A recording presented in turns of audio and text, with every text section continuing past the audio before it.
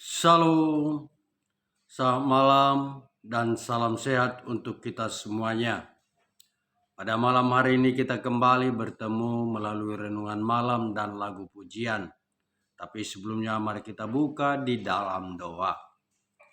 Terpujilah namamu ya Tuhan Yesus atas segala berkat dan karuniamu kepada kami, di mana kami sampai malam hari ini kami dapat berkumpul dalam sukacita dan dalam keadaan sehat.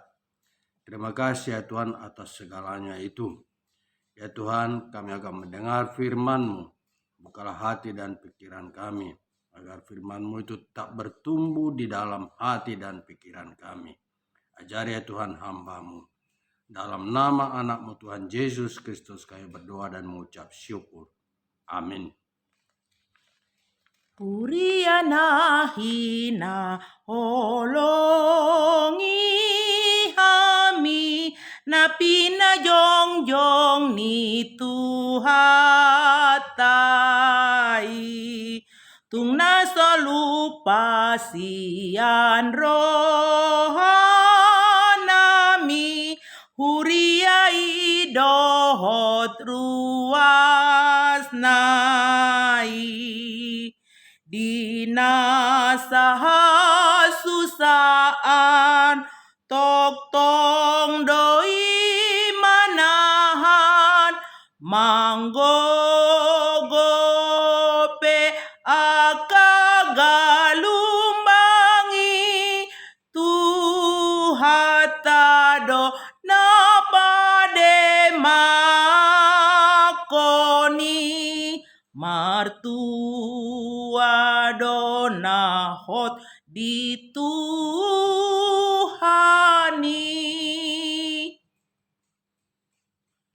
Yang menjadi firman renungan kita malam ini saya ambil dari kitab Daniel pasal 6 ayat 1 sampai dengan ayat 5. Demikian firman Tuhan. Darius orang Media menerima pemerintahan ketika ia berumur 62 tahun. Lalu berkenalanlah Darius mengangkat 120 wakil-wakil raja atas kerajaannya. Mereka akan ditempatkan di seluruh kerajaan. Membawahi mereka diangkat pula 3 pejabat tinggi, dan Daniel adalah salah satu dari ketiga orang itu.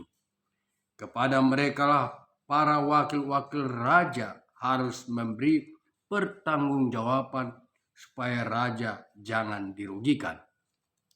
Maka Daniel ini melebihi para pejabat tinggi dan para wakil-wakil raja itu, karena ia mempunyai roh yang luar biasa, dan raja bermaksud untuk menempatkannya atas seluruh kerajaannya. Kemudian para pejabat tinggi dan wakil raja itu mencari alasan dakwaan terhadap Daniel dalam hal pemerintahan. Tetapi mereka tidak mendapat alasan apapun atas suatu kesalahan, sebab ia setia dan tidak ada didapati suatu kesalahan atau sesuatu kesalahan padanya. Yang menjadi topik renungan kita malam ini adalah kesetiaan.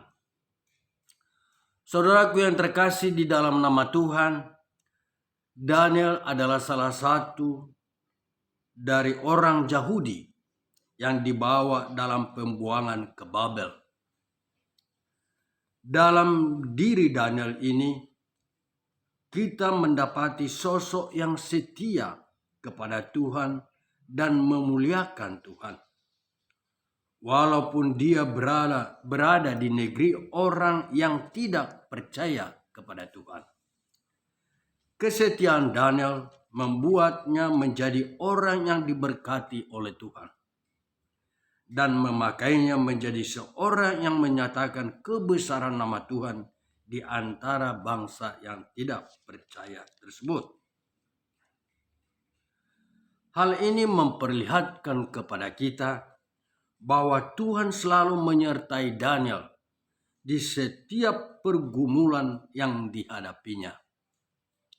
Bahkan melalui pergumulan yang dilaluinya, Tuhan menyatakan kemahakuasaannya di tengah-tengah bangsa yang tidak percaya.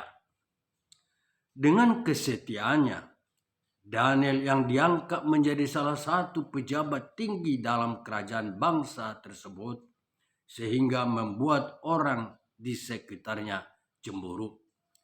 Dengan kedudukan Daniel tersebut, orang-orang di sekitarnya berusaha mencari kesalahan untuk menjatuhkan Daniel dengan membuat suatu undang-undang bahwa setiap orang tidak boleh menyembah dewa atau manusia kecuali kepada raja, maka akan dihukum. Saudaraku yang terkasih, hal ini tidak membuat Daniel menjadi takut. Namun, dia seperti biasanya tetap setia kepada Tuhan dengan berdoa dan memuji Tuhan. Dan terbukti Tuhan menyertai Daniel untuk selamat dari penghukuman itu. Dan melalui kejadian itu pun nama Tuhan dimuliakan. Saudaraku yang terkasih, dari kisah Daniel ini kita belajar banyak dalam hal kesetiaan kepada Tuhan. Seperti di negara kita yang pluralisme, kita bekerja dan berkarir di antara orang-orang yang kita tidak seiman. Bukan artinya kita menjadi takut untuk menyatakan iman kita sebagai pengikut Yesus. Tetapi kita harus percaya bahwa sama seperti Daniel, kita juga dipakai oleh Tuhan untuk menyatakan kuasa dan kemuliaan Tuhan. Sekalipun kita akan mendapatkan konsekuensi akan kehilangan jabatan dan sulit untuk mendapatkan posisi yang baik, itu adalah tantangan iman. Sekali lagi, itu adalah tantangan iman yang harus dapat kita kalahkan. Kita percaya bahwa Tuhanlah pengendali dan yang berkuasa dalam kehidupan kita ini. Jika kita setia kepada Tuhan, tantangan yang kita hadapi itu bisa dipakai Tuhan untuk kebaikan kita. Kemudian kita juga belajar dari kisah hidup Daniel supaya kita menjadi pekerja yang profesional oleh karena iman kita kepada Tuhan. Janganlah kita pernah berpikir bila kita bekerjalah dalam lingkungan yang tidak seiman, bekerja sembarangan dan asal-asalan. Tetapi kita harus sungguh-sungguh bekerja adalah untuk kemuliaan nama Tuhan saja. Sebagaimana firman Tuhan dikatakan pada Yeremia pasal 29 ayat 7.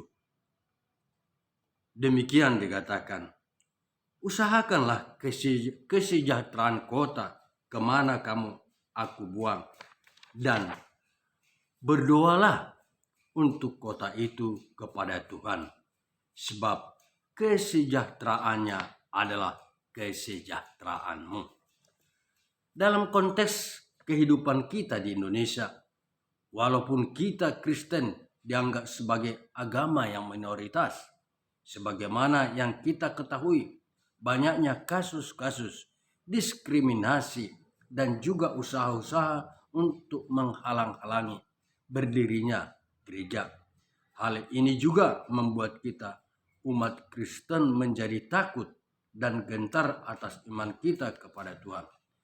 Kita mau belajar dari Daniel untuk tetap memperlihatkan jati diri kita sebagai warga negara yang beriman, memperlihatkan sikap yang benar dan baik. Sekalipun kita mendapatkan banyak penolakan, tetapi kita harus tetap mengusahakan supaya dimanapun kita sebagai orang Kristen berada, tetap menjadi berkat bagi sekitarnya. Kita percaya di balik semua sikap intoleran yang kita hadapi, ada Tuhan yang menjadi pengendali sejarah kehidupan kita. Sekali lagi, kita percaya di balik semua sikap intoleran yang kita hadapi, ada Tuhan yang menjadi pengendali sejarah kehidupan kita. Amin. Tuhan memberkati. Marpadan doa wontu debataku tu Yesus rajani huriai. Sai pake oku dona sagogoku mangaradoti hurianai. Tung rope haleaon ikon huha bengeton manggogope akagalumbangi tuhatado napade makoni martua dona hot di Tuhani. Mari kita tutup di dalam doa. Terima kasih ya Tuhan atas firman-Mu, di mana Tuhan selalu mengingatkan kami agar kami tetap setia kepada Tuhan. Ya Tuhan, dimanapun kami hidup, bila Tuhan selalu yang ada di dalam hati dan pikiran kami akan berjalan dengan kebaikan. Ya Tuhan, ampunilah dosa kami. Dalam nama anak-Mu Tuhan Yesus Kristus kami berdoa dan mengucap syukur. Amin.